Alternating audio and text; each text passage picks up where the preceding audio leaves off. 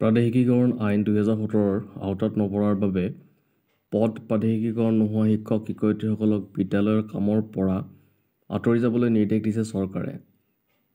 চাকৰি নিয়মীয়াকৰণ তথা পদ প্ৰাদেশিকীকৰণৰ লৈ ব্যাপক চৰ্চা অব্যাহত থকাৰ মাজতে আজি বিধানসভাৰ মজিয়াত এই কথা সদৰি কৰে শিক্ষামন্ত্ৰী ডাক্তৰ ৰণোজ পেগুৱে। বিধায়ক নজৰুল হকৰ এক প্ৰশ্নৰ উত্তৰ দি শিক্ষামন্ত্ৰী ডাক্তৰ পেগুৱে কয় যে প্ৰাদেশিকীকৰণ আইন 2017 আৰু প্ৰাথমিক শিক্ষা সঞ্চালকালয়ে 2017 চনৰ 18 মে'ত দৈনিক বাতৰি কাকতত দিয়া বিজ্ঞাপন মতে জিলাৰ প্ৰাথমিক শিক্ষা বিষয়াসকলে বাছনি সমিতিৰ জৰিয়তে পদ প্ৰাদেশিকীকৰণৰ প্ৰস্তাৱ জমা দিয়াৰ পিছত পুনৰ প্ৰস্তাৱসমূহ ৰাজ্যিক বাছনি সমিতি আৰু অসম চৰকাৰে গঠন কৰি দিয়া যুটীয়া সমিতিৰ জৰিয়তে পুনৰীক্ষণ কৰি উক্ত আইনৰ আওতাৰ অন্তৰ্গত 1618খন নিম্ন প্ৰাথমিক বিদ্যালয়ৰ মুঠ 3309টা আৰু 2107খন প্ৰাথমিক বিদ্যালয়ৰ 6586টা পদ ইতিমধ্যে প্ৰাদেশিকীকৰণ কৰা হৈছে। যিসকল শিক্ষক শিক্ষয়িত্ৰীৰ পদসমূহ প্ৰাদেশিকীকৰণ আইন 2017 চনৰ আওতাত নপৰাৰ বাবে প্ৰাদেশিকীকৰণ নহ'ল, তেওঁলোকক বিদ্যালয়সমূহৰ কামৰ পৰা আঁতৰি যাবলৈ চৰকাৰে 2023 চনৰ 28 জুনত জাৰি কৰা E-295245/6 নং কাৰ্যালয় স্মাৰক যোগে নিৰ্দেশনা দিছিল। উক্ত নিৰ্দেশনাটো প্ৰাথমিক শিক্ষা সঞ্চালকালয়ে 2023 চনৰ 21 আগষ্টৰ UPD 46/2017/Part 1/194 নম্বৰৰ পত্ৰখন সকলো জিলা শিক্ষা বিষয়ালয়লৈ প্ৰেৰণ কৰাৰ বাবে প্ৰেৰণ কৰে। ইফালে 2023 চনৰ ৰাজ্য চৰকাৰে প্ৰাদেশিকীকৰণ কৰা উচ্চ আৰু উচ্চতৰ মাধ্যমিক বিদ্যালয়ত অৱসৰ গ্ৰহণ কৰাৰ ফলত খালী হৈ থকা 4644টা শিক্ষক পদ পূৰণৰ বাবে মাধ্যমিক শিক্ষা সঞ্চালকালয়ে সকলো জিলাৰ বিদ্যালয়সমূহৰ পৰিদৰ্শকৰ পৰা তালিকা বিচাৰিছে বুলি শিক্ষামন্ত্ৰী ডাক্তৰ পেগুৱে জানিবলৈ দিয়ে।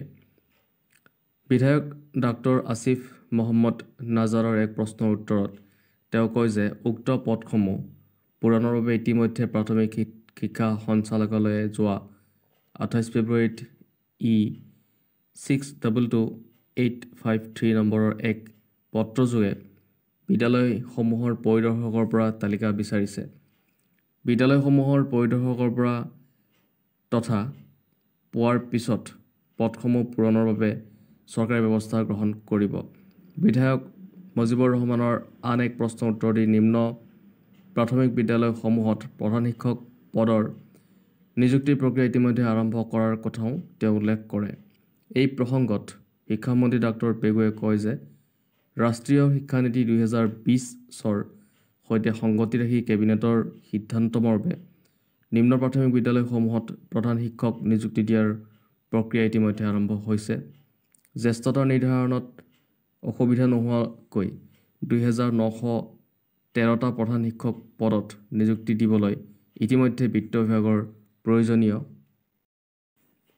অনুমোদন বিচৰা হৈছে। বাকী বিদ্যালয়সমূহত জ্যেষ্ঠ নিৰ্ধাৰণৰ কাৰণে বিভাগে প্ৰস্তুত কৰিছে এখন SOP।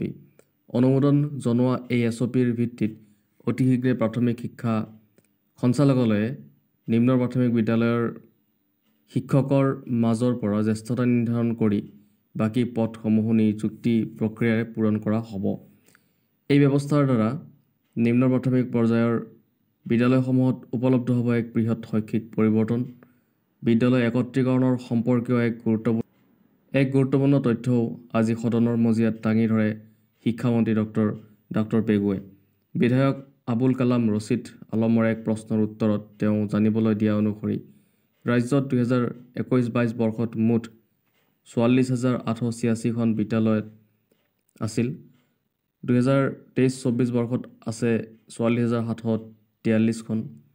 অৱশ্যে ৰাজ্যৰ কোনো চলি থকা চৰকাৰী বিদ্যালয় বন্ধ কৰি দিয়া নাই বুলি স্পষ্ট কৰি দিয়ে তেওঁ কয় যে 2021 চনৰ 3 আগষ্টত জাৰি কৰা ASE 481/2023 16/164 নম্বৰ কাৰ্যালয় স্মাৰকৰ আধাৰত সংযুক্তিকৰণ একত্ৰীকৰণ ইত্যাদি কাৰণত বিদ্যালয়সমূহৰ স্থানান্তৰ কৰি সকলো ছাত্ৰ ছাত্ৰীক নিকটৱৰ্তী বিদ্যালয়সমূহত পাঠদান প্ৰক্ৰিয়া চলাই থকা হৈছে। স্থানান্তৰণ ফলত খালী হৈ থকা উক্ত বিদ্যালয় গৃহসমূহ ব্যৱহাৰ হৈ থকা নাই। শিক্ষামন্ত্ৰী ডক্টৰ পেগুৱে দাঙি ধৰা তথ্যমতে 2021-22 বৰ্ষত ৰাজ্যত প্ৰাথমিক, উচ্চতৰ প্ৰাথমিক আৰু একাদশ শ্ৰেণী তথা মহাবিদ্যালয়ৰ সংখ্যা আছিল ক্ৰমে, ইয়াতে নাম্বাৰবিলাক দিয়া আছে। পিছে 2023-24 বৰ্ষত এই সংখ্যা হয়গৈ ক্ৰমে, ইয়াতেও নাম্বাৰবিলাক দিয়া আছে।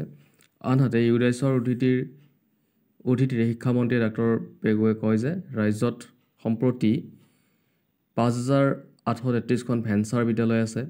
ইয়াৰে 2,340জনতকৈ কম ছাত্ৰ ছাত্ৰী থকা দেখা যায়। এই ভেঞ্চাৰ বিদ্যালয়সমূহৰ পাৰিশীকৰণ সন্দৰ্ভত তেওঁ ৰাজ্য চৰকাৰৰ স্থিতি দোহাৰে। শিক্ষামন্ত্ৰী ডক্টৰ পেগুৱে কয় যে চৰকাৰীকৰণ বা প্ৰাদেশিকীকৰণ প্ৰক্ৰিয়াটো প্ৰাধিকৰণ আইন 2017 মতে কৰা হয়। ইতিমধ্যে এই আইনৰ অধীনত যোগ্যতাৰ ভিত্তিত সকলো ভেঞ্চাৰ বিদ্যালয়ত থকা শিক্ষকক 2017 চনৰ বিজ্ঞাপনৰ আধাৰত 2021 চনত প্ৰাধিকৰণ কৰা হৈ গ'ল। প্ৰাধিকৰণ আইন 2017 মতে আৰু কোনো ভেঞ্চাৰ বিদ্যালয়ৰ পথ প্ৰাদেশিকীকৰণ কৰিবলৈ বাকী নাই।